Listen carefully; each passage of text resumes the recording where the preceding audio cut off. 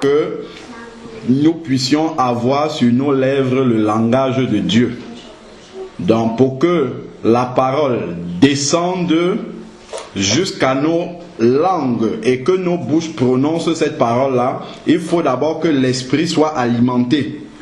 Et la façon dont l'esprit est alimenté, alors la bouche aussi va parler de cette façon-là. Donc si l'esprit est alimenté par des choses qui ne viennent pas de Dieu, la bouche va parler des choses qui ne viennent pas de Dieu. Mais si notre pensée est renouvelée par les paroles du Seigneur, alors notre bouche va parler comme le Seigneur parle. La Bible nous dit bien dans Romains chapitre 12 verset 2, ne vous conformez pas au siècle présent. Pourquoi? Parce que le siècle présent ne véhicule pas les paroles de Dieu. Puisque 1 Jean 5 verset 19 nous dit bien que le monde est dominé et contrôlé par le malin. Donc le siècle présent donne les paroles et les pensées du malin. Donc donne les paroles du malin. Et si notre pensée est alimentée par la pensée ambiante de ce monde, forcément nous allons parler comme les gens de ce monde et donc parler comme des personnes qui n'appartiennent pas au Seigneur. Donc c'est pour ça qu'il faut vraiment se tourner vers la parole de Dieu pour laisser cette parole-là renouveler nos pensées. Alors, donc comme nous le savons bien, lorsque quelqu'un se convertit à Jésus, l'être humain, comme nous le savons, est constitué de trois entités, à savoir l'esprit qui est en contact ou bien avec Dieu si on appartient au Seigneur, ou bien avec le malin si on n'appartient pas à Jésus.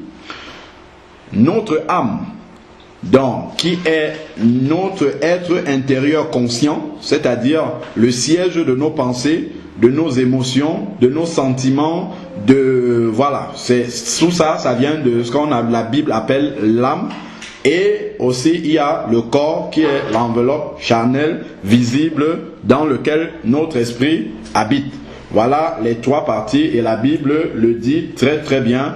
Quand il parle de sanctification, il parle souvent corps, âme et esprit. Voilà, donc la Bible nous parle bien de cela.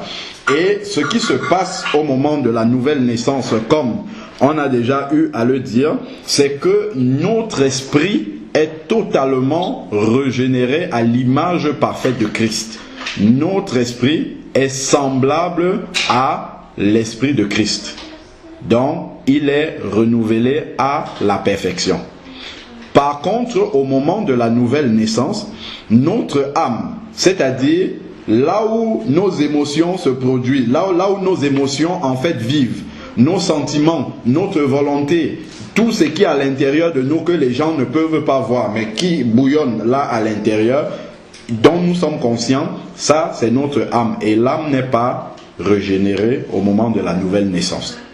Ce qui fait que il y a toujours une contradiction entre la volonté de l'esprit, ce que Dieu nous communique et qui arrive par notre esprit, qui est capté par notre esprit et qui nous demande d'agir comme Dieu veut que nous agissions. Lorsque ça arrive au niveau des sentiments, des émotions, donc de notre âme, puisque l'âme n'est pas régénérée au moment de la conversion, l'âme a tendance à ne pas recevoir ces choses-là. Les choses qui viennent de la volonté de Dieu, de l'esprit que le Seigneur nous a donné. C'est pour cela qu'on peut encore voir, et qu'on voit même d'ailleurs, des personnes qui sont en Christ, mais qui peuvent avoir des sentiments, des émotions, des paroles, des choses. En fait, on se demande, mais comment est-ce que cela peut venir de quelqu'un qui a l'Esprit de Dieu? C'est tout simplement parce que l'âme n'a pas encore atteint le degré de maturité que le Seigneur veut. Parce que quand on parle de la sanctification, âme, corps, esprit, ainsi de suite, pour ce qui concerne la sanctification de l'âme, c'est-à-dire que nos émotions soient changées, nos sentiments, notre volonté, et ainsi de suite, cela consiste en fait à aligner tout ce qui vient de l'âme avec ce qui est dans l'esprit. C'est-à-dire que nos sentiments soient conformes à ce que l'esprit a déjà reçu. Donc, la perfection qui est dans notre esprit doit descendre au niveau de l'âme pour être la source d'alimentation de notre âme. Donc, alimenter nos émotions, alimenter nos sentiments, alimenter notre volonté, et ainsi de suite. Donc voilà en quoi consiste la sanctification de l'âme. Et puis évidemment, après la sanctification du corps, ça on le sait, c'est de maintenir le corps tout entier dans la soumission à la parole de Dieu, de ne pas livrer les membres du corps à l'impudicité, à l'impureté et à tout le reste, mais d'offrir, comme le dit le verset 1 de Romains 12, d'offrir nos corps comme un culte agréable à Dieu. Donc même nos corps doivent être constitués une adoration déjà pour le Seigneur. Donc voilà un peu déjà en préambule un rappel sur ce qui se passe au moment de la nouvelle naissance. Et ça c'est important de savoir, parce que quand on voit souvent certaines réactions, si on ne comprend pas ces fondements de base là, on peut vraiment rester très interrogatif sur les choses qu'on voit se produire. Alors, le premier verset que nous allons lire, c'est dans Galates chapitre 2, Galates 2, 20. Dans Galates 2, verset 20. Dans Galates arrive juste derrière la deuxième lettre aux Corinthiens. Après le livre des Actes, on a Romains, on a les Corinthiens, et Galates vient juste après les Corinthiens. Donc on va prendre Galates chapitre 2, verset 20. C'est un verset que nous avons l'habitude de citer et même de confesser. Mais des fois on ne prend pas toujours le temps de réaliser le contenu de ces versets-là, ce que ça signifie pratiquement pour nous, parce que c'est bien de confesser la parole de Dieu, mais le plus important n'est pas de confesser cette parole-là, mais c'est de la vivre, parce que il faudrait qu'on sache bien une chose, c'est qu'on aura beau savoir intellectuellement le contenu de toute la Bible, c'est bien, il faut connaître. Si on peut emmagasiner toute cette parole-là dans notre mémoire, c'est une très bonne chose, parce que cela peut nous servir, mais c'est pas cela l'objectif final du Seigneur. Ce que le Seigneur considère que ce en quoi nous croyons, que le Seigneur considère, c'est la portion de l'Écriture que nous mettons en pratique. Donc, nous aurons beau connaître la parole de Dieu littéralement du premier verset de Genèse jusqu'au dernier verset d'Apocalypse, le Seigneur ne considère pas qu'on connaît toute cette parole-là. Il ne considère que ce que nous mettons en pratique. Donc c'est en regardant ce qui est vrai dans notre vie, ce qui est palpable dans notre vie, ce qu'on peut témoigner, les gens qui nous regardent vivre, ce qu'ils peuvent témoigner de notre vie, c'est là-dessus que le Seigneur s'arrête. On peut avoir de grands discours dans notre bouche, de grandes paroles dans notre bouche, mais si on ne vit pas ces paroles-là que nous disons, gloire à Dieu, le frère Charles est arrivé. Donc si on ne vit pas ces paroles-là, on aura beau confesser comme on veut, on aura beau dire de beaux discours, c'est bien, mais tout cela n'a de valeur que lorsque c'est vécu. Et d'ailleurs, notre témoignage ou notre prédication ne peut toucher véritablement les cœurs que si on vit ce qu'on est en train de dire. Donc, c'est pour ça que on doit être bien attentif, faire bien attention lorsque on confesse ces versets de la parole de Dieu là. Après, il faut que ça devienne une réalité dans notre vie. Donc, nous étions en train de citer comme ça Galates chapitre 2, verset 20. Je suis crucifié avec Christ. Je suis crucifié avec Christ. Ça veut dire que j'ai été tué avec Christ. Bien évidemment, on ne parle pas de la mort physique ici, mais on parle de la mort de la chair. Et la chair, sachons-le bien, la chair est une copie de notre ancienne nature. Notre vieille nature qui est morte et qui a été enterrée le jour de notre baptême, normalement. La chair est une copie de cette vieille nature qui reste encore présente dans notre corps. Mais nous avons la capacité de la maintenir. Le Seigneur nous a donné cette capacité-là lorsque nous sommes enfants de Dieu, de maintenir la chair dans l'impuissance, dans la soumission. Nous pouvons donc prendre autorité. J'ai entendu ça tout à l'heure, que le Seigneur nous a donné l'autorité. Oui, il nous a donné l'autorité sur les scorpions, les démons, tout ça, toute la puissance de l'ennemi, c'est vrai, c'est dans la parole de Dieu. Mais par-dessus tout, il nous a donné l'autorité sur notre chair. Puisque la Bible nous dit que le péché même a été crucifié dans la chair du Seigneur, et donc c'est crucifié également dans notre chair. Donc, je reviens dans Galates 2:20, je suis crucifié avec Christ. C'est au présent, le verbe. Et ce n'est plus moi qui vis, c'est Christ qui vit en moi. Ce n'est plus moi qui vis, mais c'est Christ qui vit en moi. Ça veut dire que lorsque je manifeste quelque chose, la question qui doit me venir lorsque je suis conduit par l'Esprit de Dieu, c'est de me demander, est-ce que c'est Christ qui est censé vivre là? C'est lui qui réagit comme ça? Et puisque nous sommes le temple du Saint-Esprit, lorsque nous prenons une initiative, lorsque nous faisons quelque chose, nous devons réaliser que c'est à Christ que nous faisons faire cette chose-là. Et nous devons, c'est même pas nous devons nous demander, est-ce que Christ peut réagir de cette façon-là?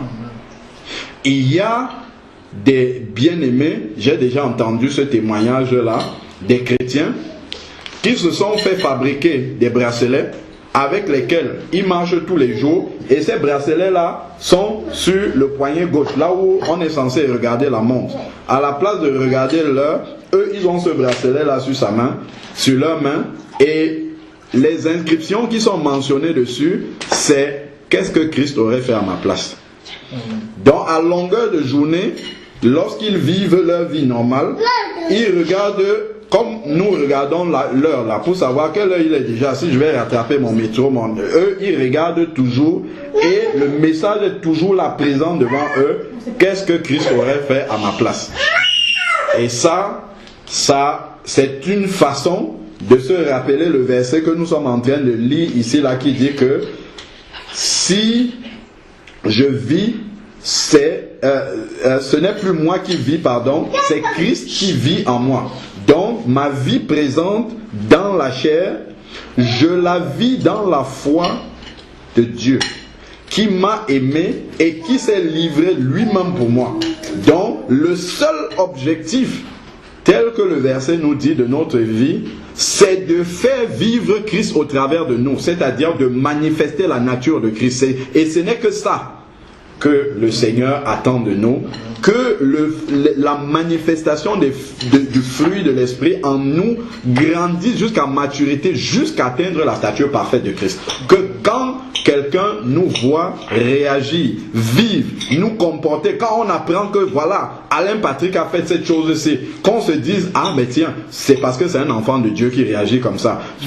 Mais quand on n'est même pas à se poser des questions que, mais lui comment, qu'est-ce qui l'amène, qu'est-ce qui le pousse à réagir comme ça, que la réponse soit évidente et que ça concorde avec la manière dont Christ a vécu sur cette terre. Verset 21, je ne rejette pas la grâce de Dieu, car si la justice s'obtient par la loi, bon, ça c'est pas le verset que je voulais lire. Donc déjà le verset nous dit que nous sommes crucifiés avec Christ. Donc si nous vivons, ce n'est plus moi. Donc toutes les pensées, toutes les paroles, toutes les émotions, tout ce qui a tendance à vouloir justifier mon moi, à vouloir mettre mon moi en valeur, à vouloir sauver encore mon moi, doit mourir au nom de Jésus. Amen. Voilà la prière quotidienne que nous devons faire. Tout ce qui a tendance encore à ressusciter mon moi, si jamais il était mort et qu'il veut revenir à la vie, je dois le renvoyer dans la tombe. Il doit rester là-bas dans la tombe. Parce que si moi, je vis, ça veut dire que Christ ne peut pas vivre au travers de moi. C'est ce que le verset dit. Hein? Si ce n'est plus moi qui vis, mais c'est Christ qui vit en moi, donc les deux ne peuvent pas vivre en même temps. Ou c'est moi qui vis, j'ai mon moi totalement, ou alors c'est Christ qui vit, et ça veut dire que moi je suis mort. C'est ce que le verset est en train de nous dire. Donc si je suis là encore à dire moi, ça veut dire que effectivement Christ ne vit donc pas en moi, et il est temps peut-être qu'il commence à vivre en moi. Amen. Prenons, nous sommes toujours dans Galates. Galates chapitre, l'apôtre parle beaucoup aux Galates justement des manifestations de la chair, parce que ils s'étaient convertis, ils ont commencé à marcher par l'esprit, mais après ils sont retournés dans la chair, parce que justement ils n'avaient pas cerné, compris, discerné ce principe que la chair définitivement a été crucifiée, elle est morte à la croix de Golgotha, et que maintenant que nous sommes en Christ, c'est fini nos centres d'intérêt, c'est fini ce qu'on veut bâtir pour nous-mêmes, pour notre personne, ça c'est mort, c'est resté. Sinon, on n'a pas accepté Jésus comme Seigneur de notre vie. Peut-être il est notre Sauveur, mais il n'est pas notre Seigneur. Le Seigneur, ça veut dire que je soumets totalement ma volonté à celle de Christ. Donc mon moi n'a plus aucune volonté qui peut se mettre au-dessus de celle de Christ. Bon, alors, continuons donc avec les Galates. Galates chapitre 5, du verset 19 au verset 26. Parce que, il faut se dire, comprendre une chose d'après la parole de Dieu, de la même façon qu'il n'y a que deux mondes spirituels. Le monde spirituel de Dieu, on y participe si on a l'Esprit de Dieu, et le monde spirituel de l'autre, on y participe conscient ou inconscient si on n'a pas l'Esprit de Dieu. Ça, c'est une réalité. Donc, de la même manière, celui qui a l'Esprit de Dieu est censé produire des fruits qui correspondent à cet esprit-là qui habite en lui. Celui donc qui n'a pas l'Esprit de Dieu est logiquement censé aussi produire des fruits qui viennent de cet esprit autre que celui de l'Esprit de Dieu qui habite encore en lui. Mais il se trouve que bien qu'ayant l'Esprit de Dieu, le fait que la chair soit encore en nous, lorsqu'elle n'est pas maintenue justement dans l'impuissance, comme le Seigneur nous recommande de le faire, cette chair-là peut produire les mêmes fruits que celui qui n'a pas l'Esprit de Dieu. Et ce verset, donc, à partir du verset 19, nous donne en détail, parce que quand on parle comme ça, ça reste général, et peut-être on risque de ne pas reconnaître ces fruits-là dans notre vie. L'apôtre a pris justement la peine de détailler ces fruits-là. Donc, lorsque nous discernons ces fruits-là dans notre vie, nous pouvons avoir la certitude d'où ça vient, c'est que ça vient de notre chair. Et sachons bien que la chair est une antenne alimentée par le malin qui habite en nous. C'est pour ça que la Bible nous demande de la maintenir dans l'impuissance. Et lorsque on parle de prendre autorité sur la chair, on a dit tout à l'heure que le Seigneur nous a donné l'autorité sur toute la puissance de l'ennemi. Et comme la chair est alimentée par l'ennemi, et cette chair-là habite en nous, nous avons donc l'autorité, puisqu'elle est alimentée par l'ennemi, et que nous avons la puissance sur toute nous avons l'autorité sur toute la puissance de l'ennemi. Ça veut dire que nous pouvons maintenir la chair justement dans le silence, dans la mort, parce que nous avons justement cette autorité sur l'ennemi. Donc, allons-y maintenant dans Galates 5, verset 19 pour détailler, en tout cas le verset détaille les œuvres de la chair, dont les fruits de la chair, les fruits de ce que le malin peut encore alimenter dans la vie d'un enfant de Dieu. C'est cité ici là. Il dit, or, les œuvres de la chair sont évidentes. Ça veut dire quoi? Évident. Ça veut dire reconnaissable facilement, discernable simplement. Donc, même celui même qui n'est pas croyant, qui a lu le verset là, s'il voit ça manifester, que ça soit chez un croyant ou un non-croyant, il peut dire ça, ce sont les œuvres de la chair. Pourquoi? Parce que c'est évident. On peut facilement reconnaître cela. Alors, il dit ici, c'est-à-dire l'inconduite. L'inconduite, ça veut dire se conduire d'une façon qui ne glorifie pas Dieu, tout simplement. On peut résumer ça comme ça. C'est-à-dire avoir une conduite qui ne glorifie pas Dieu, l'inconduite. Avoir une conduite qui ne soit pas un témoignage. Avoir une conduite que quelqu'un ne peut pas reproduire. L'apôtre Paul disait quoi? Soyez mes imitateurs, parce que je suis moi-même imitateur de Christ. Mais si toi tu dis cela en pratiquant l'inconduite, alors que ta conduite n'est pas bonne, ça veut dire que tu conduis les gens non pas à Christ, mais à l'autre. Parce que justement, le fruit de l'esprit, c'est la conduite, c'est-à-dire suivre Christ. C'est pas l'inconduite. Bon, alors avançons plus loin. Il parle de l'impureté. Donc on comprend bien, ça peut avoir trait au corps, ainsi de suite. L'impureté, ça on comprend bien. La débauche encore. Donc ça, c'est continuer à vivre, vraiment aller dans les milieux qui ne glorifient pas Dieu, continuer à se mêler des choses de ce monde qui, là où la présence de Dieu n'est pas. Quand notre cœur s'affectionne encore, prend encore plaisir à ces choses-là, ça veut dire que les œuvres de la chair sont manifestes au travers de nous. Quand nous sommes dans ces milieux-là et que cela nous fait plaisir et que cela réjouit notre cœur et que nous épanouissons dans ce milieu-là, ça veut dire effectivement que les fruits de la chair sont des œuvres de la chair ici là, sont encore manifestes en nous. Et le Seigneur doit, nous devons laisser, ce n'est même pas le Seigneur doit, nous devons laisser, parce que le travail justement du Saint-Esprit en nous, c'est d'émonder tout cela, c'est-à-dire de faire sortir tout cela de nous. C'est ça le travail de l'Esprit. Donc, de l'Esprit de Dieu en nous. Ensuite, l'idolâtrie.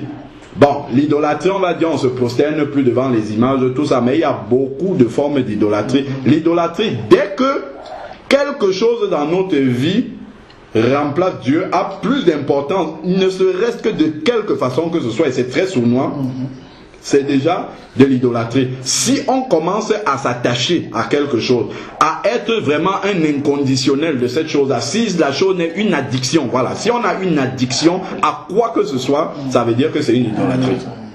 Donc voilà comment on peut le définir dans notre vie. La magie, même ici là, on nous dit bien que même les chrétiens peuvent encore pratiquer la magie.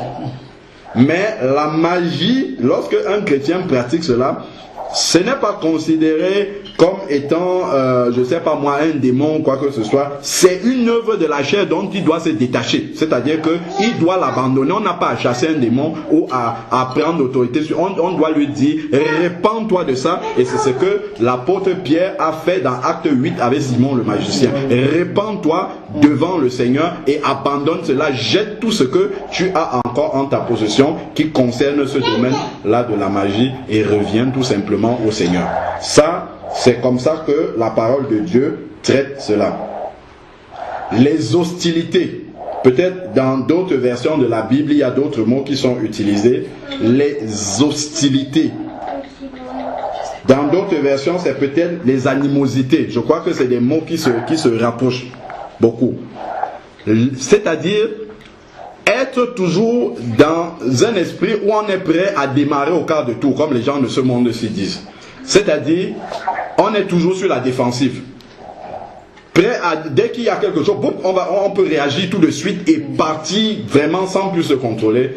C'est-à-dire qu'on a cette disposition-là à être dans l'hostilité, dans le rejet, dans l'affrontement. Voilà, c'est ça. C'est-à-dire qu'on a cette disposition, on est querelleur. Voilà, ça c'est encore un autre mot qui vient avec les hostilités. Les discordes.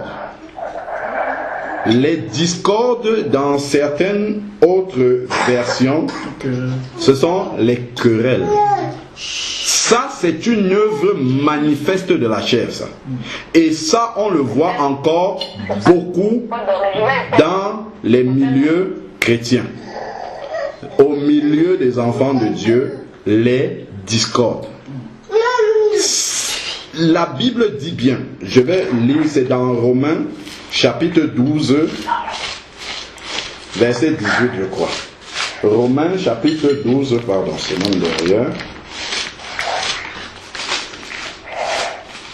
Et ça doit être l'aspiration d'un enfant de Dieu qui aspire justement à vivre non plus pour lui-même, non plus selon son moi, mais pour vivre pour Dieu. Verset 18, Romains 12, verset 18. S'il est possible, autant que cela dépend de vous. Autant que cela dépend de vous, la Bible dit, soyez en paix avec tous les hommes. Que ce soit ceux du dehors ou ceux du dedans, soyez en paix. Pourquoi rendons-nous des témoignages disant que, voilà, je suis parti à la gare, quelqu'un m'a agressé, il m'a insulté, je n'ai rien dit. Pourquoi? C'est pour éviter d'entrer dans ces discordes-là. Parce que je sais que dès que je vais répondre à cette personne, la personne va aussi me répondre et c'est fini. Je vais entrer dans la discorde et je serai complètement à côté de ce que l'Esprit de Dieu veut que je fasse. Si tu es là en train de te disputer avec quelqu'un, si la trompette sonne à ce moment-là, tu fais comment? Jésus va venir t'arracher au milieu d'une dispute comme ça, tu vas disparaître. Quel témoignage même pour ceux qui vont rester là? Vont-ils croire que c'est l'enlèvement qui vient d'avoir lieu? Jésus vient enlever quelqu'un comme ça qui est en train de se disputer? Moi, je ne crois pas. La jalousie, ça, c'est quand la convoitise n'est pas encore partie. Elle est encore là, présente dans le cœur. Jalouser, c'est vouloir posséder ce que quelqu'un d'autre a. On doit se contenter de ce que Jésus nous a donné parce que nous confessons le verset qui dit « Nous avons tout pleinement en lui ». La plus grande chose que nous pouvons avoir, c'est d'avoir l'Esprit de Dieu. On n'a besoin de rien d'autre. Une fois qu'on a l'Esprit de Dieu, c'est largement suffisant pour avoir pleinement tout en lui. C'est-à-dire qu'il va toujours veiller à pouvoir à tout ce dont nous avons besoin exactement qui nous est utile. Tout ce que nous n'avons pas, c'est du superflu. Ce dont nous avons besoin, Dieu nous le donne toujours. Ce que nous n'avons pas, c'est parce que Dieu ne juge pas que là où, à l'instant où nous le voulons, là c'est utile. Ça, c'est clair. Parce que le verset « Nous avons tout pleinement en lui » reste toujours valable au présent, tant que nous vivons là, sur la terre. Alors, continuons dans les jalousies. Les fureurs. Charles, je ne sais pas quel mot tu as à la place de fureur. Peut-être c'est plus... Les animosités. Voilà. Les animosités, on revient encore à côté d'hostilité. Les animosités. Attendez. Quand on parle à quelqu'un, je crois que c'est dans Proverbe chapitre 15 verset 1, qui dit qu'une parole douce calme justement, alors qu'une parole excitante comme ça va aussi entraîner dans la dispute, dans la querelle. Donc, à partir de ce moment-là, qu'est-ce que je dois faire? Puisque je sais déjà quelles sont les sources justement qui peuvent entraîner dans cet état des choses-là, je vais éviter en amont. C'est ce que je vais faire, puisque je sais que la chair habite encore en moi et que la chair à tout moment peut se réveiller. Donc je vais éviter de me mettre dans les situations où ma chair va vouloir commencer à sortir de la tombe pour s'exprimer. Je vais éviter cela. Donc quand je vois les situations arriver de loin, je m'en éloigne, je pars en courant. Je fuis. Si je vois que je vais m'engueuler avec quelqu'un, je préfère dire au revoir, à demain, je pars. Je sors pour éviter justement d'entrer en conflit direct avec la personne. Parce que je sais que si j'ouvre ma bouche, il peut avoir des paroles qui vont sortir de là que je ne peux plus réavaler après. Donc, je quitte la personne, je me retire et je reviens parler lorsque je suis plus calme. Ça vraiment, ce sont des démarches simples pour éviter justement d'entrer dans ces situations-là où on ne va plus contrôler sa langue, contrôler on n'aura plus de maîtrise de soi et ainsi de suite. Alors maintenant, il continue les rivalités. Bon, et il y a un seul à qui nous devons nous comparer, c'est Jésus. Donc si vous voulez mesurer de rivalité avec quelqu'un, allez rivaliser avec Jésus et je crois que ça va nous arrêter net là-dessus. Donc le seul standard c'est Jésus. Donc quand tu regardes Jésus et tu vois que tu ne l'as pas encore atteint, tu restes calme et puis tu avances tranquillement. Ça ne sert à rien d'aller te comparer à ton frère ou à ta soeur. Les rivalités, les divisions, ça c'est une œuvre encore de la chair. Séparé. Qui est celui qui unit l'Église? C'est Jésus, parce que la Bible nous dit que nous avons été scellés par son esprit. C'est-à-dire que nous sommes dans un même corps. Lorsque, regardez le corps de l'être humain, tous les membres du corps sont solidement liés. Il n'y a pas un qui est à part. La tête n'est pas désolidarisée du coup. Si on enlève la tête, bien sûr, contient le cerveau, c'est l'élément moteur, mais enlevez un peu la tête et vous laissez le reste du corps. Ni la tête ne va fonctionner, ni le corps. Parce qu'il y a besoin que les deux soient en contact, que les deux soient liés, que les deux ne soient pas dans la séparation, dans la division. Donc dès lors que il y a un des membres qui se désolidarise des autres, donc qui se sépare, qui se divise. Et la division n'est pas que physique, hein? La division peut être spirituelle. Donc à partir du moment où on laisse quelque chose se mettre en opposition dans l'esprit avec les personnes avec lesquelles nous sommes déjà dans la division. Même si elle n'est pas encore manifestée physiquement là, dans le monde réel, nous sommes déjà dans la division. Quand j'étais à l'assemblée là-bas, il y avait des personnes, je prêche, des personnes, et elles écoutent la prédication, tout ça. On est là en intercession, on prie, les sujets de prière arrivent. Après, il y a des personnes qui viennent me voir à côté, qui me demandent, est-ce que tu peux prier pour tel sujet? Parce que je ne peux pas dire en assemblée. Qu'est-ce que ça veut dire? Ça veut dire qu'on est divisé déjà. Même si physiquement on est là unis, Dieu nous voit comme divisés. Parce que la seule unité qui est valable devant Dieu, c'est une unité spirituelle. Si on n'est pas dans le même esprit, ça veut dire qu'on est divisé. On a souvent coutume de lire un verset qui dit là où 2 ou 3 sont réunis en ton nom tu es présent. Il y a une réalité dans ce verset là. On lit ça comme ça, mais c'est beaucoup plus profond que ça. C'est là où 2 ou 3 sont en unité d'esprit que Jésus est présent. Si on n'est pas en unité d'esprit, on peut beau louer Dieu, sauter, ça fera plaisir à notre chair, mais l'esprit de Dieu n'est pas là. C'est pour ça qu'il faut bien faire attention à la séparation, la division spirituelle. Ça existe. Ce sont des choses qui existent et souvent on ne se rend pas compte de cela. Moi j'ai été dans la première assemblée d'ailleurs où j'ai fait la connaissance de tonton Nicanor et Tata Ruth. À un moment donné, mais je me suis rendu compte que c'était une petite assemblée. Il y avait un seul évangéliste dans l'église et un seul ancien. On faisait les veillées de prière, les cultes, tout ça. Ils priaient pour les gens, ils imposaient les mains aux gens. Les deux ne se parlaient pas.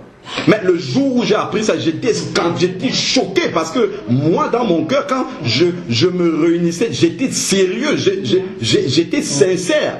Et quand je vois le cinéma qu'ils étaient en train de faire à côté de moi, ils ne se parlent pas, ils osent poser leurs mains sur la tête des enfants de Dieu. Je dis, mais ça c'est la folie. Ils ne savent même pas quel Dieu ils sont en train d'adorer. Mais ça fait partie, je n'avais que 1 an de conversion, mais ça, ce sont des choses qui ont pesé lourd dans la balance pour que je parte de l'assemblée sans rien regretter. Ça veut dire qu'on passe du temps à faire du folklore.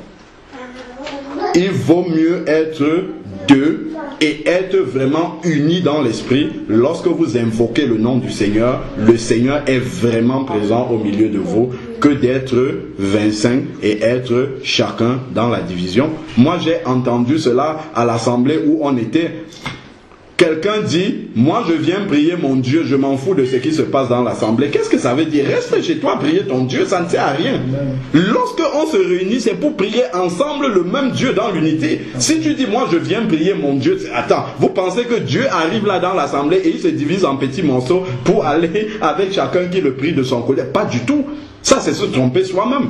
ça c'est juste être dans la tradition religieuse que je dois me lever le dimanche pour aller quelque part. Reste chez toi, tu pries, tu seras plus dans l'esprit en étant seul chez toi, parce qu'au moins tu ne seras pas dans la division. Donc on peut avoir une unité physique comme ça, mais Dieu nous regarde comme étant dans la division, parce que dans l'esprit nous ne sommes pas liés. Nous ne sommes pas en unité devant le Seigneur, et ça c'est une réalité que nous devons savoir.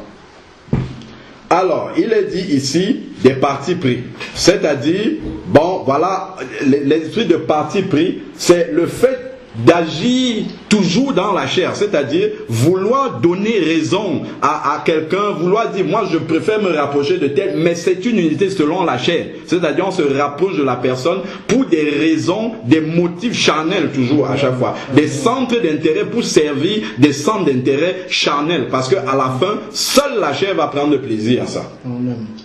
C'est ça qui conduit à l'esprit de parti pris. Parce que si on n'a pas un parti pris, la question que je vais me poser, ce n'est pas c'est X ou Y qui a fait ceci, c'est je vais me demander, au milieu de tout ça, l'intérêt du Seigneur est où? L'intérêt de Jésus est où? L'intérêt du royaume est où? Est-ce que la démarche que j'ai là, est-ce que la manière dont je fais les choses, la manière dont j'approche une situation peut-être qui oppose deux personnes, ou bien je m'approche de quelqu'un, est-ce que c'est dans l'intérêt du royaume? Voilà les questions qui doivent m'animer lorsque je ne marche pas et que dans ma vie, je ne produis pas les œuvres de la chair. Voilà les questions qui doivent jaillir naturellement dans ma pensée lorsque j'agis. Ensuite, les envies. Envie de posséder ce qu'on n'a pas, et ainsi de suite. Ça, on a parlé de convoitise. Bon, l'ivrognerie, ça c'est quand on a encore des addictions à l'alcool, tout ça ainsi de suite. Les orgies, ça c'est les excès en tout genre. Le Seigneur nous demande toujours d'être mesuré, d'être juste dans ce qui est nécessaire, et les choses semblables. Voilà, donc il a cité une batterie d'œuvres de la chair, et il dit les choses semblables. Donc tout ce qui a tendance à se rapprocher de cela, à rendre service à la chair, à faire plaisir à la chair, là on est en train de produire les œuvres de la chair. Et il va dire par la suite, regardez ce qu'il dit. Je vous préviens, comme je l'ai déjà fait, ceux qui se livrent à de telles pratiques n'hériteront pas le royaume de Dieu. Il parle à des chrétiens. Attention. Les Galates, ce ne sont pas des païens, ils parlent à des chrétiens. Et il leur dit que ceux qui pratiquent de telles choses n'hériteront pas le royaume des cieux. Et ça, justement, ça se raccroche au bout de versets qui manquent dans les Bibles sur Romains 8. Il n'y a maintenant aucune condamnation. Parce que ceux qui n'héritent pas du royaume des cieux, c'est ceux sur la tête de qui repose une condamnation. Il dit, il n'y a donc maintenant aucune condamnation pour ceux, je suis dans Romains 8 verset 1, pour ceux qui sont en Jésus-Christ. Voilà la suite du verset, qui marchent non selon la chair mais selon l'esprit. Et le verset dit bien ici dans Galates 5 verset 21 que ceux qui produisent les œuvres de la chair n'hériteront pas le royaume des cieux, tout simplement parce que la condamnation repose sur eux. Quand nous produisons les œuvres de la chair, qu'est-ce qui se passe? Ça veut dire que le malin peut nous accuser avec raison. Avec raison, l'avocat nous défend si jamais, justement, par exemple, le malin vient nous accuser sur notre passé. Ok, le Seigneur qui est notre avocat auprès du Père va dire, voilà, le sang a déjà purifié, ça s'est passé. Mais si tu es dans cette œuvre-là, présentement, l'avocat est juste, totalement juste, même envers le diable, c'est ce qu'on dit souvent. Il ne va pas venir défendre quelque chose où tout le monde, y compris le diable, voit ouvertement comme ça que tu es dans quelque chose que la Bible demande d'éviter, de ne pas se trouver dans cette situation-là. Donc, continuons maintenant. Ce qui nous concerne et qui doit être l'objet de notre recherche quotidienne, c'est le fruit de l'esprit. C'est quoi? Rechercher l'amour. L'amour, quand on dit l'amour, on pense que c'est l'amour sentimental, charnel que les gens du monde ont. Non, c'est l'amour de Dieu. L'amour de Dieu consiste justement à non seulement manifester de l'affection, C'est vrai, il y a du sentiment, mais c'est pas un amour sentimental. C'est-à-dire que ça ne se limite pas dans les sentiments. C'est-à-dire c'est vraiment aimer quelqu'un de la façon dont Jésus aime les gens. Et nous savons que Jésus, en aimant les gens, leur disait la vérité. Amen. Toujours. Si quelqu'un voit quelque chose qui est mauvais dans ta vie, qui est mauvais dans ton comportement, et qu'il ose te dire cette chose-là, regarde juste l'esprit dans lequel il te dit. S'il te dit ça dans un bon esprit, c'est qu'il t'aime beaucoup. Amen. Ne pas rester dans les sentiments, mais demander à Dieu de nous donner justement de pouvoir dire la vérité avec amour. Parce que c'est dans la vérité qu'on grandit avec le Seigneur. Si nous ne voulons pas recevoir la vérité, nous n'allons jamais grandir avec Jésus, parce que Jésus a dit qu'il est lui-même la vérité déjà. C'est comme ça qu'il s'est défini lui-même. Je suis le chemin, la vérité et la vie. Je suis la vérité. Donc, si il y a amour sans la vérité, ça veut dire que c'est pas l'amour de Jésus, c'est l'amour bonbon du monde. C'est les sentiments en fait. C'est pas la vérité. Alors, donc, il dit, mais le fruit de l'esprit est l'amour, la joie, la paix, être calme. Donc, quand quelqu'un manifeste cette paix-là, il peut avoir des tempêtes autour de lui, mais il reste calme parce qu'il sait que Jésus n'est pas agité. Amen. J'aime bien ce verset des psaumes qui dit que lorsque le déluge avait lieu sur la terre, Dieu était assis sur son trône. C'est-à-dire qu'il était calme. Il n'y avait pas de perturbation alors que ça chauffait là sur la terre, mais il était calme, assis sur son trône tranquillement. Donc, cette paix-là, nous devons toujours la rechercher. La patience. La patience, ça veut dire justement rester, accepter de ne pas avoir les choses tout de suite. Ce à quoi on aspire, ne pas voir cela arriver tout de suite, ne peut que travailler la patience en nous. Et ça, c'est un des grands fruits. En tout cas, tous ces fruits-là sont grands, mais ça, c'est vraiment un dont nous avons tellement besoin. Parce que des fois, nous sommes tellement pressés, et le fait d'être pressé, ça vient de l'ancienne nature. Voilà. La patience, la bonté, ça doit faire partie de notre... Ça fait même partie de notre nature. Maintenant, il faut l'exprimer. La bienveillance, la fidélité, la douceur, et voilà encore un autre qui commet tellement de ravages aussi, c'est la maîtrise de soi. Amen. Quand on ne se maîtrise pas, vraiment c'est la porte d'entrée à tout ce qui concerne les œuvres de la chair. Dès que tu entres dans un domaine où tu n'es plus maître de tes paroles, où tu n'es plus maître de tes actes, de tes gestes, sache une chose, c'est que là déjà, tu es à la mer. Quand on dit par exemple, quand la Bible dit là, d'éviter l'ivrognerie, c'est-à-dire d'être ivre, c'est pas simplement parce que le Seigneur dit, bon, il faut l'excès d'alcool, tout ça, c'est pas bien. C'est pas que c'est pas bien pour ne pas être bien, mais c'est que quand tu es dans cet état-là, tu ne te maîtrises plus. Et si tu ne te maîtrises plus, tu ne seras pas seulement dans le péché de l'excès, mais c'est un boulevard que tu as ouvert maintenant pour toutes sortes de péchés qui vont venir parce que tu n'es plus maître de toi-même. Donc, ça, c'est ce que nous devons savoir. Et ensuite, il dit, la loi n'est pas contre ces choses, contre de telles choses. Verset 23. Donc, verset 24. Ceux qui sont en Christ ont crucifié leur chair. Voici une définition de ceux qui sont en Christ. C'est-à-dire qu'ils ont fait, on ne dit pas que Christ a fait mourir, parce que Christ a déjà fait le travail qu'il fallait. Donc il n'a plus à le refaire. Il l'a fait déjà il y a 2000 ans. Mais on dit ils ont crucifié la chair avec ses passions et ses désirs. C'est-à-dire ce que la chair veut produire. Et la chair a un seul dénominateur commun, c'est d'être satisfaite, d'être à l'aise, d'être tranquille. Parce qu'elle s'est défoulée, elle s'est dégagée. Et puis là maintenant, la chair peut respirer et dire, là c'est bon, je me sens bien. Donc ça, on dit qu'ils ont crucifié cette façon-là d'agir. Ça, c'est la définition de ceux qui sont en Christ. Amen. Parce que souvent, nous pouvons confesser d'être en Christ, mais quand on recherche dans la Bible les versets qui nous définissent, qui nous décrivent comment vivre et les aspirations qui sont dans le cœur de ceux qui sont en Christ, ça peut nous permettre de voir que nous confessons que nous sommes en Christ, mais peut-être nous sommes seulement en train de vouloir être en Christ. Nous ne le sommes pas encore. Donc, nous devons bien faire attention à ce que nous croyons dans notre pensée et la vérité biblique de la parole de Dieu.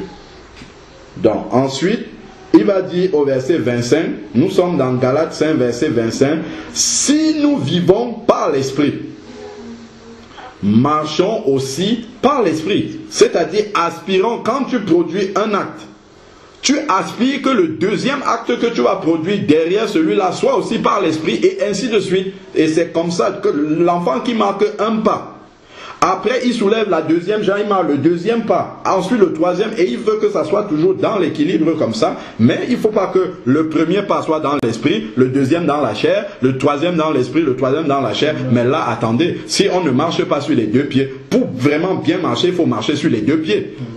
Si un est dans la chair, l'autre est dans l'esprit, vous allez boiter tout le temps. Et ce n'est pas ce que le Seigneur veut. Le Seigneur veut que nos deux jambes soient totalement dans l'esprit et que nous avancions comme ça. Quand on chute par accident et tout de suite on revient dans l'esprit. C'est pas qu'on marche comme ça, on prend plaisir à être dans la chair et ça ne nous dérange pas. Non, ça veut dire que là, dans notre cœur même, il y a quelque chose qui n'aspire pas à être en Christ. Et c'est ça, c'est à la racine là qu'on doit traiter le problème. Parce que dans le cœur, il y a beaucoup de malice comme la Bible le dit. La racine même, c'est dans le cœur. Et après, la parole ne fait que produire la réalité qui est dans le cœur. C'est ce que Luc chapitre 6 verset 46 nous dit, c'est de l'abondance du cœur que la bouche parle. Donc quand la parole sort, c'est que la parole a déjà été conçue dans le cœur et révèle simplement une réalité qui est dans le cœur, que nous pouvons même ignorer. Et ça m'est déjà arrivé plusieurs fois. Là, justement, quand je me mets dans une situation où les œuvres de la chair se manifestent, je suis peut-être en train de parler avec ma femme, je m'énerve sur quelque chose, et subitement, comme ça, il y a une parole qui vient, et tout de suite, je crie, je dis, mais Seigneur, mais comment une telle parole peut encore habiter en moi? Mais le but, on n'est pas parfait, mais le but, c'est que quand tu réalises ça, tout de suite, tu reviens dans le Seigneur, tu pries pour que le Seigneur t'aide à ne pas rester dans cet état-là, à ne plus manifester cela. Seigneur, je te bénis de ce que, pas parce que j'ai produit une œuvre de la chair, mais ce que tu me fais voir, que ça là, ça habite encore en moi, parce que tu veux que ça sorte de moi. C'est pour ça que tu me fais voir cette chose-là. C'est pas pour que lorsque je vois le Dieu, oh tout va bien, je suis en Christ. Non, quand tu vois ces choses-là se manifester, tu dis non Seigneur, vraiment, le chantier est encore grand en moi. Seigneur, aide-moi, je ne veux pas être comme ça parce que je vois que ça là, ce n'est pas à ton image. Quand Christ était en train d'être mené à la croix, la Bible nous dit qu'il a été mené comme on mène... c'est une vache à l'abattoir. Il n'a point ouvert la bouche. Pourquoi je dois encore ouvrir la bouche pour essayer de me justifier, de me défendre, ainsi de suite? Le Seigneur dit à moi la vengeance, la rétribution. Si on me calomnie, je dis, mais calomniez-moi. On a appelé le Seigneur Belzébul. Ça a changé quelque chose dans l'identité de Christ. Ce qui importe pour moi, c'est ce que Jésus dit de moi. Même si toute la terre dit que je suis un vaurien, un tout ce que... Si Jésus dit que son esprit habite en moi, c'est ce qui m'importe. Je n'ai rien d'autre à défendre. Je n'ai même pas à expliquer aux gens. Même si on me dit tu n'as pas l'esprit de Dieu, je n'ai même pas à me justifier là-dessus. Si Jésus m'a donné la paix dans mon cœur, que j'ai son esprit, je n'ai pas à justifier ça avec quelqu'un. C'est Jésus qui sait que son esprit habite en moi. Et ça importe pour Jésus. Ça n'importe pas pour les gens qui sont sur la terre. Peu importe ce qu'ils disent de moi, ça n'a aucune espèce d'importance. Ce qui doit m'intéresser, c'est de ne pas être une pierre d'achoppement pour eux. C'est tout. Donc je reste dans cette liberté-là, je reste dans ce regard-là qui est fixé sur Jésus. Toujours s'intéresser non pas à ce que dira-t-on de moi, qu'est-ce qu'on dit de moi, ça n'a aucune importance. Qu'en dira-t-on, ainsi de suite, quand je veux poser un acte, ça n'a vraiment aucune espèce d'importance. Ce qui importe, c'est qu'en dira-t-il. Que dit-il de moi? C'est ça qui m'importe, c'est tout. Et nous devons grandir, et ça, c'est une manifestation vraiment de la maturité de l'esprit. qui habite en quelqu'un. C'est là qu'on voit cette maturité-là. Quand quelqu'un commence à s'intéresser uniquement à ce que Jésus dit de lui. Il voit tout ce qu'on fait autour de lui. S'il y a des choses qui ne vont pas pour aider les autres, écoute frère et soeur, pourquoi tu as fait ça? Tu vois pas que c'est pas bien devant Dieu, ainsi de suite, terminé. Ça c'est juste pour exhorter la personne, c'est pas pour essayer de faire crédibiliser son image. Il n'y a pas besoin de tout ça. C'est Jésus qui nous crédibilise. La Bible dit bien de s'abaisser et il nous élèvera au temps convenable. On n'a pas besoin de s'élever nous-mêmes en essayant de justifier quoi que ce soit. Nous devons laisser Christ faire ce travail-là et nous rechercher simplement d'être en Christ comme nous sommes en train de lire là depuis. C'est tout, c'est la seule chose qu'il nous demande. Ensuite, verset 26, ne devenons pas vaniteux en nous provoquant les uns les autres. Voilà les œuvres de la chair qui sont là. En nous provoquant. Tu vas répondre à quelqu'un sachant bien que ça va exciter une colère en lui. Tu sais bien ce qui va arriver. Mais tu vas quand même le faire en nous provoquant les uns les autres. Est-ce que ça c'est marcher par l'esprit ça? C'est pas marcher par l'esprit. Nous ne devons pas chercher à être dans ce registre-là. Si ça nous plaît d'être dans ce registre-là, c'est qu'on ne veut pas être en Christ. C'est pas que Christ ne nous a pas accepté, c'est qu'on ne veut pas être en Christ. Celui qui veut être en Christ, on a souvent l'habitude de dire, oui, celui qui veut vivre pieusement sera persécuté. La persécution, c'est pas seulement les gens qui viennent nous dire, on va vous tuer parce que vous croyez en Jésus. Non, c'est aussi accepter d'être injustement traité pour le nom de Jésus. Ça, c'est une grande persécution, ça. Le Seigneur n'a pas mérité d'aller à la croix. On crachait sur lui, on l'insultait, on disait, si tu es le Fils de Dieu, descends de là, ainsi de suite. Tout ça, il a pris. Il n'a pas répondu, il n'a rien dit. Pourquoi? Parce qu'il savait que ce qui importe là, ici, c'est le salut des âmes et ce que le Père dit de moi. Le reste là, ce que les hommes sont en train de dire là, de toute façon, je leur ai même déjà dit que mon royaume n'est pas de ce monde. Donc, mon royaume n'a pas à se justifier, à montrer dans ce monde qu'il est quelque chose. Dans le ciel, il est déjà ce qu'il doit être. Donc, il n'y a rien à vous démontrer ici. Et c'est dans cette disposition d'esprit-là que celui ou celle qui est en Christ doit chercher à grandir dans le Seigneur. Donc, ne pas se provoquer les uns les autres. Avançons maintenant dans Matthieu 5. Matthieu 5, c'est un verset, je dis souvent ça ici. Quand je lis ça, ça me fait beaucoup trembler. Beaucoup trembler parce que quand je vois les agissements, non seulement des païens, mais même des chrétiens autour de moi, je me demande quand ils lisent les versets là, ils pensent que Jésus disait ça, il n'était pas lucide quand il disait ça, ou bien il s'amusait, ou bien... Je vais lire encore les versets que nous-mêmes nous voyons ce qui est écrit là-dedans. Je suis dans Matthieu 5, versets 21 et 22. Vous avez entendu qu'il a été dit aux anciens, tu ne commettras pas de meurtre.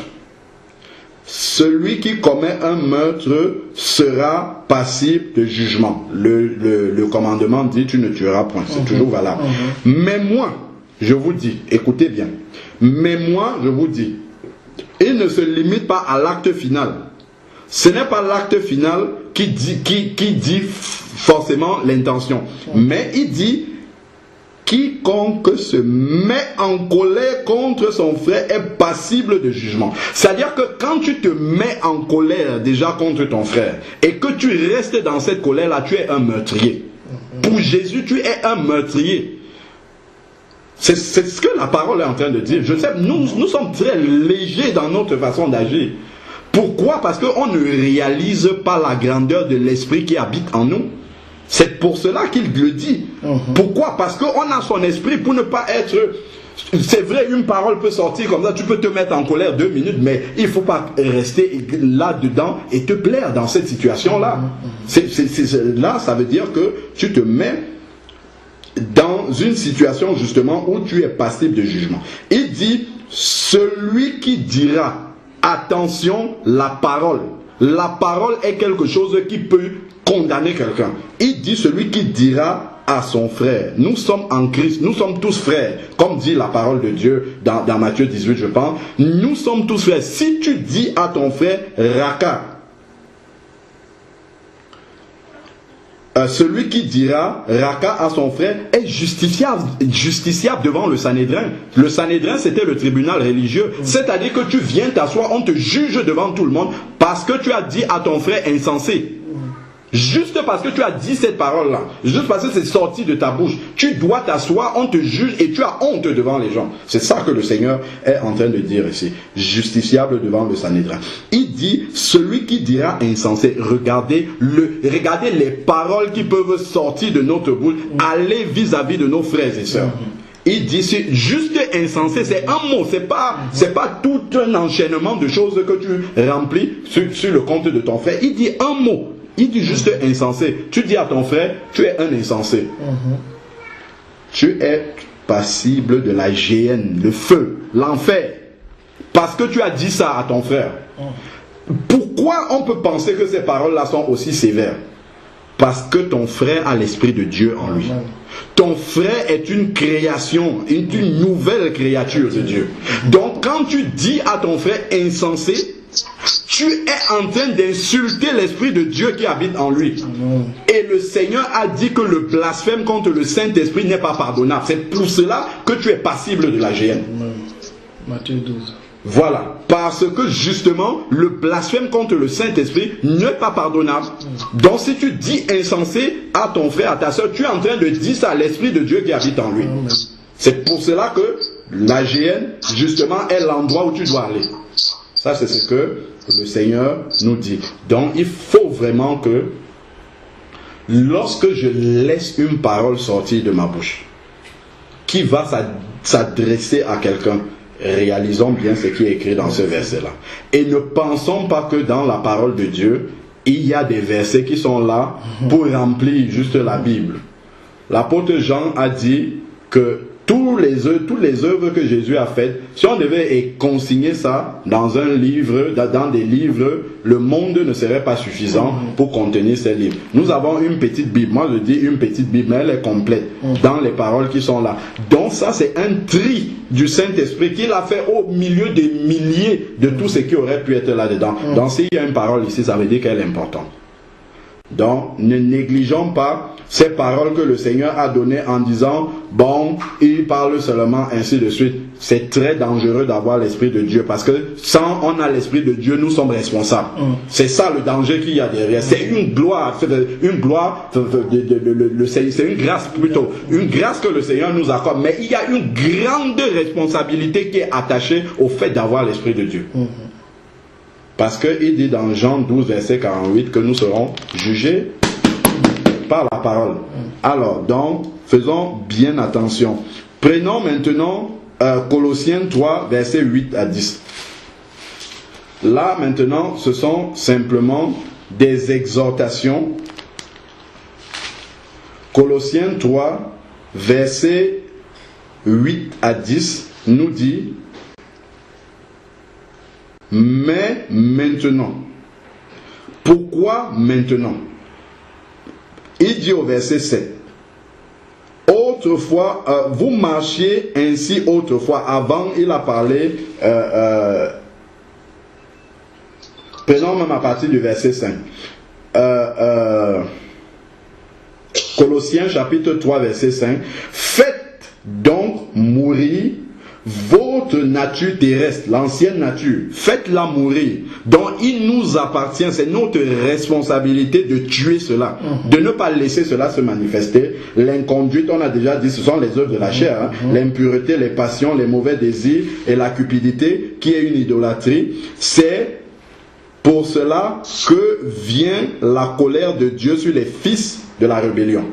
Verset 7 maintenant. Vous marchiez ainsi autrefois lorsque vous viviez dans ces péchés. C'est-à-dire quand nous vivions dans la chair, nous étions comme eux. Mais qu'est-ce qu'il dit au verset 8? Mais maintenant, c'est-à-dire maintenant que tu as reçu l'Esprit de Dieu, vous aussi rejetez tout cela, parce que tu as la capacité de ne pas marcher là-dedans. C'est pour ça qu'il te dit, tu as la responsabilité de mettre cela de côté, rejeter tout cela. Qu'est-ce qu'il faut rejeter? La colère. Quand tu vois des situations qui peuvent te mettre en colère, fuis. Fuis. Si tu ne peux pas résister, fuis. Les animosités. la méchanceté, la calomnie, dit des paroles qui ne sont pas vraies sur quelqu'un, fuis cela. Les paroles grossières, encore des chrétiens ont un langage grossier, le langage du monde. On se demande comment ce genre de paroles-là peuvent sortir sans que l'Esprit de Dieu ne censure ce type de paroles-là. C'est juste que le Saint-Esprit a censuré, mais la chair, nous avons laissé la chair sortir cela.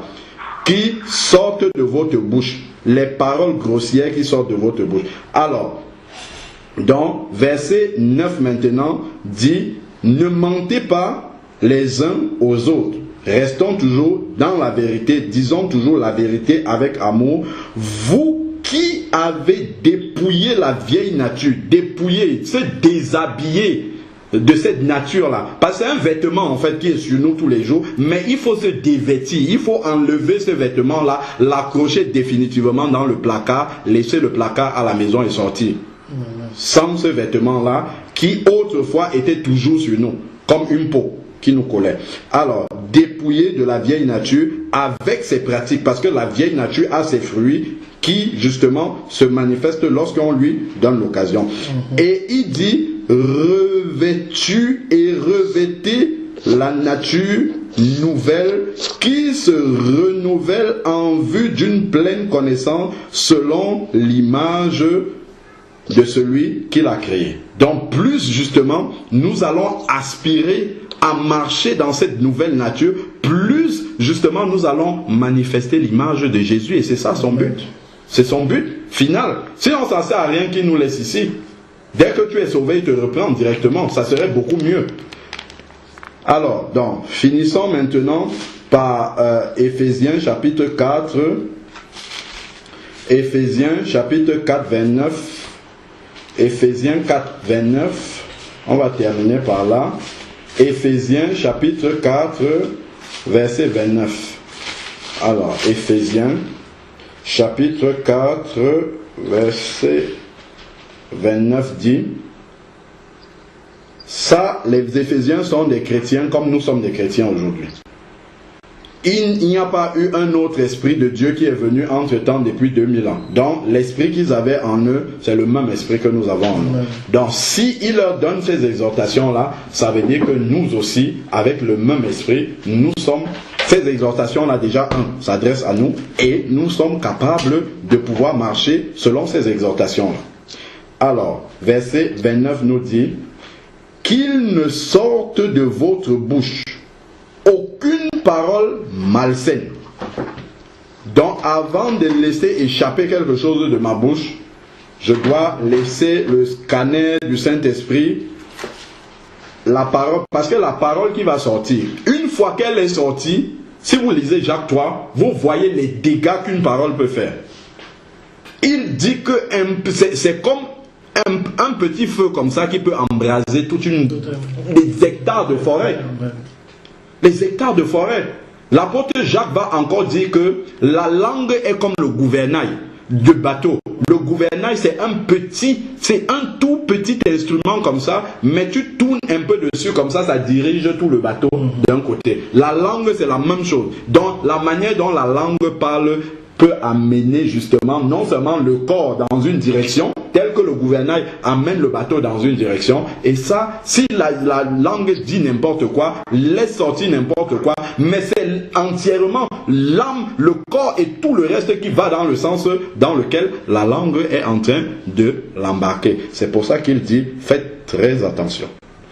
Qu'il ne sorte de votre bouche aucune parole malsaine. Dans d'autres versions, c'est déshonnête. Mais s'il y a lieu, voilà ce à quoi nous devons aspirer justement. Lorsque notre langue s'apprête à parler, voilà ce que nous devons aimer, c'est-à-dire ce que nous devons souhaiter manifester, que nous devons aspirer à manifester, que nous devons nous efforcer à manifester, c'est justement quelques bonnes paroles qui servent à l'édification nécessaire. Dans la parole que je viens de dire là, qui est-ce que ça édifie? Voilà ma préoccupation. Est-ce que la parole que je dis là, est-ce qu'un enfant de Dieu qui est en train de m'écouter peut prendre cette parole là et en fait bon usage dans sa vie et ça lui permet d'avancer? Ça, c'est la question que je dois me poser. Ou simplement je laisse sortir les paroles comme ça parce que c'est un robinet qui doit laisser couler des choses et je ne me soucie pas de ce que ça va produire après. Ça veut dire que je ne suis pas dans l'état d'esprit des enfants de Dieu tel que la Bible est en train de le dire ici. Alors, dans aucune parole malsaine, dans s'il y a lieu, quelques bonnes paroles qui servent à l'édification nécessaire et communiquent. Vous voyez, les paroles là, non seulement ça édifie, mais ça communique quelque chose. C'est-à-dire que ça amène quelque chose, ça amène un climat. Est-ce que quand je me retrouve quelque part, les paroles que je donne, les paroles que j'apporte, les conversations que j'ai, est-ce que ça amène un climat où la grâce de Dieu peut se manifester au milieu des gens? Ou est-ce que quand j'ouvre ma bouche pour parler, ce sont juste des paroles qui peuvent exciter, amener la tension, amener les divisions, amener les discussions vaines? Est-ce que c'est ça? Il dit ici, qui communique une grâce à ceux qui l'entendent. Donc, quand la parole sort de ma bouche comme ça, est-ce que celui qui entend ça, au travers de cette parole-là, peut recevoir une grâce de Dieu qui va maintenant être, je ne sais pas, qui va nourrir sa vie et lui permettre de marcher dans la lumière du Seigneur? Ça, c'est la question que je dois me poser en permanence. Si maintenant tu ne marches pas dans cette aspiration-là, que de ta bouche sortent toujours ces paroles-là qui communiquent la grâce aux gens, qui édifient les personnes, voilà ce qu'il dit. Verset 30. N'attristez pas le Saint-Esprit de Dieu. Donc quand il sort des paroles qui sont contraires à ce que nous venons de lire là, ça attriste le Saint-Esprit. Le Saint-Esprit est attristé. Et l'apôtre dit de ne pas l'attrister justement. Cet esprit que nous avons reçu, par lequel nous avons été scellés pour le jour de la rédemption. C'est-à-dire qu'il y a un jour où le Seigneur va revenir faire le scanner pour voir si cet esprit-là est toujours en nous. Parce qu'au fur et à mesure qu'on l'attriste, le chemin est progressif, mais au bout d'un certain moment, il peut partir. Hein. Et souvent, quand on perd l'Esprit de Dieu, on ne s'en rend pas compte. Hein. On a déjà pris un chemin parallèle et on s'est éloigné, bien avancé. Pourquoi? Parce que le Saint-Esprit est celui qui nous régule, qui nous permet de savoir que nous ne sommes pas dans le bon, qui nous donne des repères. Mais une fois que tu n'as plus le Saint-Esprit, c'est fini. Tu n'as plus aucun repère. Tu peux partir comme ça dans la brousse, te perdre dans les ténèbres. Tu ne sais même pas que tu es dans les ténèbres. Parce que, justement, l'instrument qui était ton repère n'est plus là, donc tu as perdu tes repères. Donc c'est pour ça que quand on a perdu l'Esprit de Dieu, on ne s'en rend pas compte. Et les petites œuvres de la chair, la une, deux, mises les unes contiguës, contribuent à cela, favorisent cela. C'est pour ça que l'apôtre dit bien que ceux qui font ça n'hériteront pas le royaume des cieux. Pourquoi? Parce que cumulé, au bout d'un moment, l'Esprit va partir. Et donc, ils ne seront plus scellés. Et le jour de la rédemption, on va dire où est l'esprit dont tu étais scellé. Il n'y a plus rien. Donc, il faut vraiment qu'on se méfie de tout cela. Que toute amertume, il recite encore, toute amertume, ne pas garder les choses dans le cœur, libérer le cœur que ça sorte et que ça ne passe l'amertume dans le cœur, ça se cristallise et ça donne la rancune après. Et là, c'est pire même encore. Amertume, animosité, on a déjà parlé, colère, les clameurs, les calomnies, ainsi que toute méchanceté, soit ôtée du milieu de vous, soit enlevée du milieu de vous. Mais c'est nous qui allons être ouvriers avec le Seigneur pour que ça parte. Ça ne va pas venir sur une parole. Moi, j'ai souvent entendu, on fait des prières d'autorité pour chasser l'esprit de querelle, par exemple. Ça, ce n'est pas une prière biblique. Hein? Parce que les œuvres de la chair, on ne peut pas chasser la chair. On chasse les esprits mauvais, mais on ne chasse pas la chair. On renonce à la chair et on la crucifie. Ça, c'est ce que la Bible dit. Donc, s'il y a la division, il n'y a aucun esprit à chasser. Il y a à dire, laissons tomber la division crucifions la chair, acceptons que ça nous fait mal et marchons dans l'esprit, c'est tout. Il n'y a aucun esprit qu'on va lier là qui va faire quelque chose. Parce que la chair, c'est pas un esprit, c'est la copie de notre vieille nature qui habite en nous. Et la Bible n'a pas dit chasser la chair, elle a dit crucifier-la. Donc on doit crucifier la chair. Alors donc, soyez bons les uns envers les autres.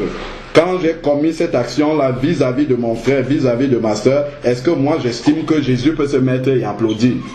Ça, c'est ça, soyez bons les uns envers les autres. Ça, voilà une belle question que je peux me poser.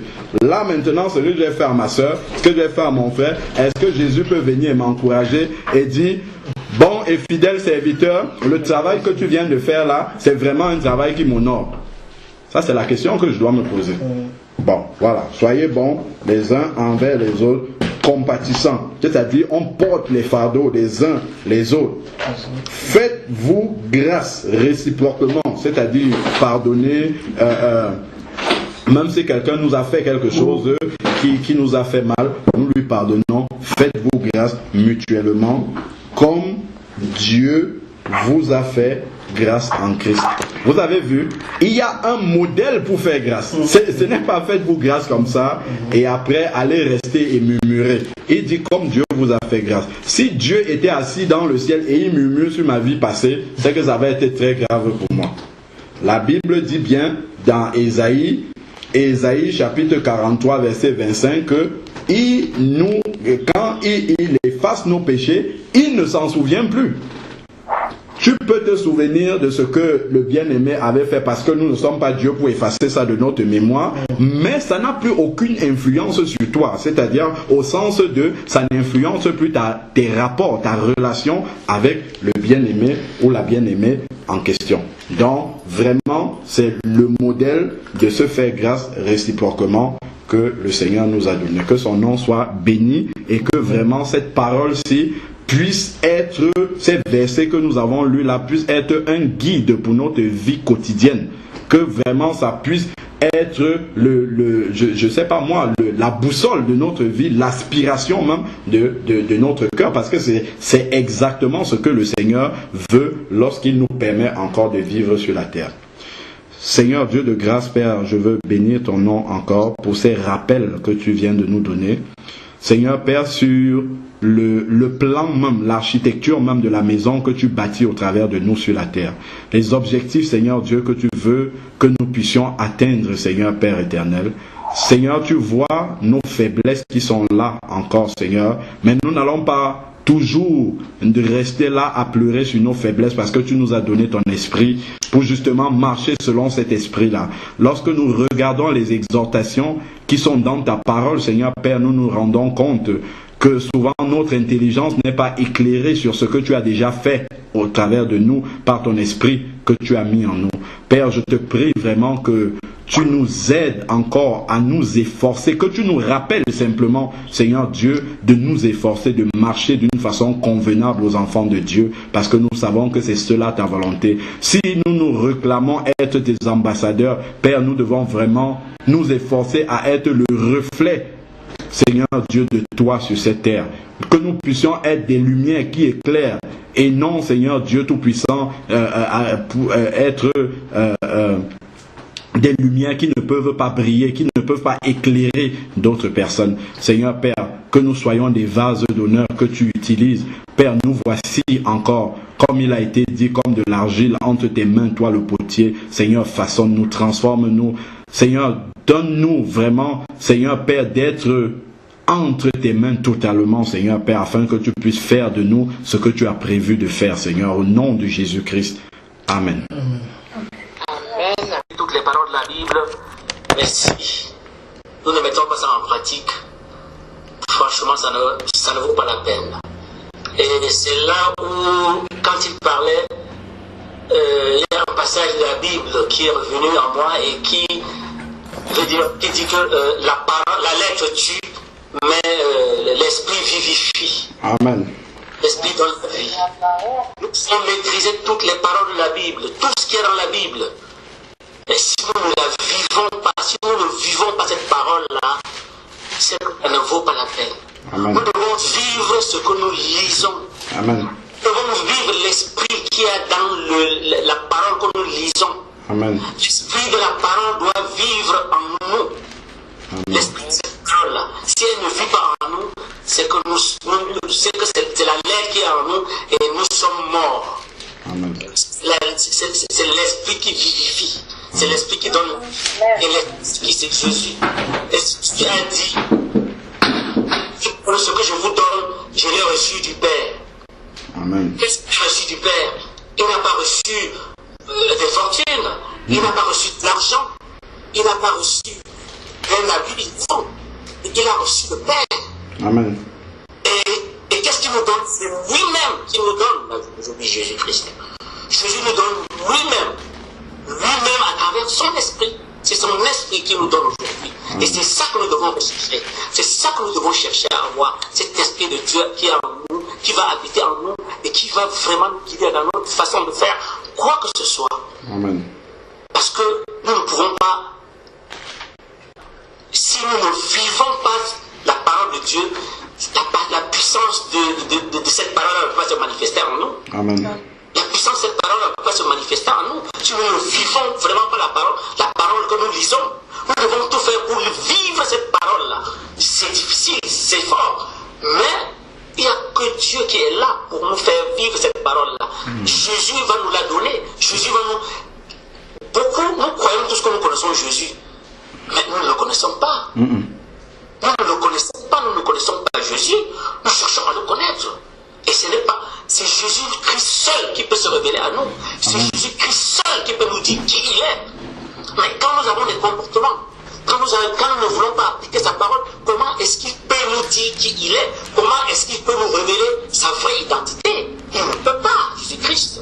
Jésus-Christ ne peut pas se révéler à nous quand nous ne vivons pas sa parole. Parce qu'il est la parole, il est la vérité, il est le chemin. Amen. Si nous ne vivons pas cette parole-là, il ne peut pas se révéler à nous. Chaque fois que nous serons devant les païens, nous allons dire, je connais Jésus-Christ. Est-ce que tu connais Jésus? Oui, je connais Jésus-Christ. Je crois en Jésus-Christ. Mais en réalité, nous ne connaissons pas Jésus-Christ. Parce que nous ne vivons pas Jésus-Christ. Jésus-Christ, c'est lui qui doit nous dire qui il est. Amen. La vraie personne, c'est lui. Ce n'est que lui qui va nous dire qui il est. Nous devons vraiment vivre la parole de Jésus. Nous devons vivre la parole de Christ. Nous devons vivre les paroles que nous disons, les mettre en pratique. Et ce que le frère nous a prêché aujourd'hui, nous devons tout faire pour vivre cette parole-là. Ça me concerne, moi en premier lieu. Ça concerne ma soeur, ça concerne mon frère. Que personne ne se sente vraiment... Ça nous a parlé, cette parole-là. La parole de Dieu, Dieu nous a parlé aujourd'hui à travers sa parole. Nous avons encore beaucoup de choses, beaucoup de casseroles que nous traînons derrière nous, qui font tellement de bruit. Nous avons beaucoup de casseroles que nous traînons tout le temps. Mais nous devons tout faire pour nous en séparer. Quand nous écoutons un message comme celui-là, on doit se remettre en cause, nous-mêmes déjà. Nous, se dire, Seigneur, est-ce que, Seigneur, c'est ma vie ça? Avec tout ce que je viens d'écouter là, donc c'est ça ma vie? Donc c'est réellement ça ma vie? Seigneur, sors-moi de là. Sors-moi de là. Seigneur, pardon Seigneur. Délivre-moi Seigneur, délivre. Et comme nous le disions encore dimanche ou l'autre jour, ce n'est que la parole de Dieu qui délivre. Amen. Que nous lisons, que nous la mettons en pratique et elle se manifeste sur nous, dans notre vie, la puissance de cette parole. Parce que la parole, elle est là, la Bible en tant que telle, c'est vraiment rien, c'est un livre comme tout le monde, bien comme tout le reste. Mais c'est quand nous la lisons et que nous la mettons en pratique, que nous vivons cette parole-là, que cette puissance, la puissance de cette parole-là, maintenant se manifeste dans notre vie et ça nous permet d'avancer. Ça nous permet de voir la lumière, de vivre sous la lumière et ça nous permet vraiment d'avancer. Nous avons vu Jésus-Christ, mais il s'est laissé marcher dessus. Amen. Moi, je disais ça encore avec ma soeur hier, qui est venue du Cameroun et tout. Je lui disais, mais parce qu'elle est venue raconter des histoires de famille, il y a ceci, il y a cela. Je lui ai dit, ma soeur, laisse-toi marcher dessus. C'est ça le chrétien. On doit te piétiner. Les gens vont se dire, mais est-ce que c'est celle-là même qu'on reconnaissait hier là? Que tu ne peux même pas lui dire un seul mot, elle s'est déjà énervée. Mais je lui ai dit, laisse-toi marcher dessus. Nous avons vu comment Jésus, on a craché sur lui, on l'a flagellé, on lui a tout fait.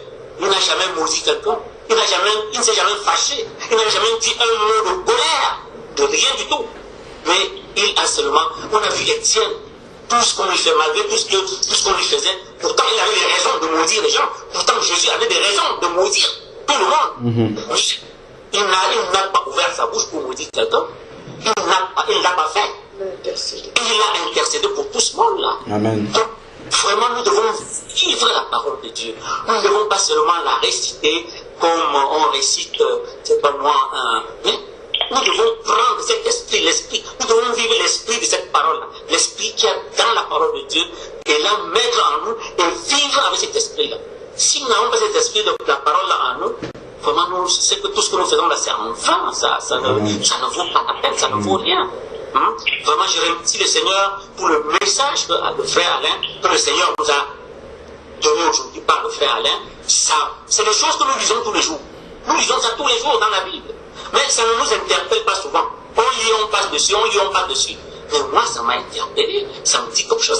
Ça fait en sorte que là, maintenant, je me remets en cause. Je suis en train de me dire, maintenant, quelle partie de ma vie je dois changer.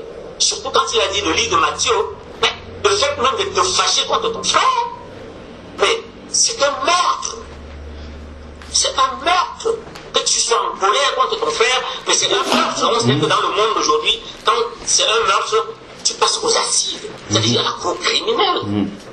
Mais Jésus-Christ nous aime tellement que, il nous aime tellement que, vraiment, nous devons copier, nous devons avoir un seul exemple, un modèle. C'est pas pour rien que nous sommes ses disciples, nous devons être le modèle, nous sommes pas encore les modèles de Jésus-Christ, vraiment. Moi, en ce qui me concerne, je ne suis pas encore le modèle de Jésus-Christ.